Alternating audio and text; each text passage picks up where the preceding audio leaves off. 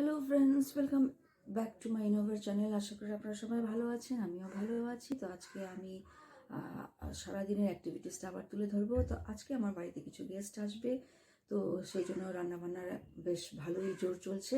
তো আজকে সকাল থেকে যেগুলো আমি তৈরি করছি বা তৈরি করব, সেগুলো সব কিছু আমি আপনাদেরকে তুলে ধরবো, শেয়ার করব। আপনারা ভিডিওটি শেষ পর্যন্ত দেখুন। আশা করি আপনাদের ভিডিওটি ভালো লাগবে। ভিডিওটি ভালো লাগলে প্লিজ আপনারা লাইক করুন, শেয়ার করুন এবং সাবস্ক্রাইব করুন। আজকে লাঞ্চের জন্য আমি চিকেন তেহারি রান্না করব। তো চিকেন তেহারি রান্না করার জন্য আমি গোবিন্দভোগ চাল নিয়ে নিয়েছি। গোবিন্দভোগ চাল এখানে নিয়ারলি অ্যাবাউট 250 গ্রাম। তো আমি ভালো করে ধুয়ে এটা ফ্যানে শুকিয়ে নিয়েছি। তার সাথে আমি চিকেনটা ম্যারিনেট করে রেখেছি। চিকেনটা ম্যারিনেট করেছি আমি দই দিয়ে এবং ব্ল্যাক পেপার দিয়েছি, আদা রসুন জিরে ধনে লঙ্কার গুঁড়ো, তারপরে আমি একটি স্পেশাল মশলা দিয়েছি এবং এই স্পেশাল মশলাটা এটা একটা মাস্ট তিহারি রান্না করার জন্য। এই স্পেশাল ম্যাজিক মশলাটা সমস্ত স্পাইসেসগুলোকে একটু শুকনো কড়াইয়ে ভেজে নিয়ে তারপরে গ্রাইন্ড করে নিতে হয় এবং এটার অ্যারোমাটা খুবই খুবই সুন্দর।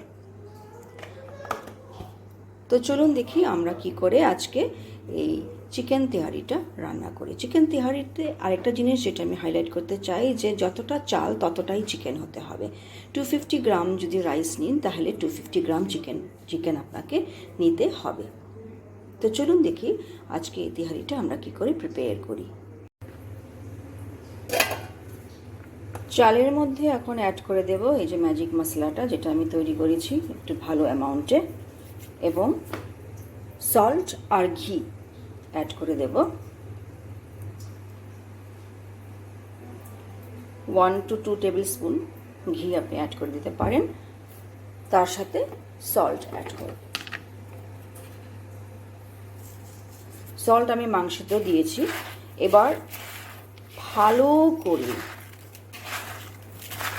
মাখিয়ে নিতে হবে যাতে এই মশলাটার অ্যারোমাটা চালের মধ্যে ভালোভাবে পেনিট্রেট করতে পারে।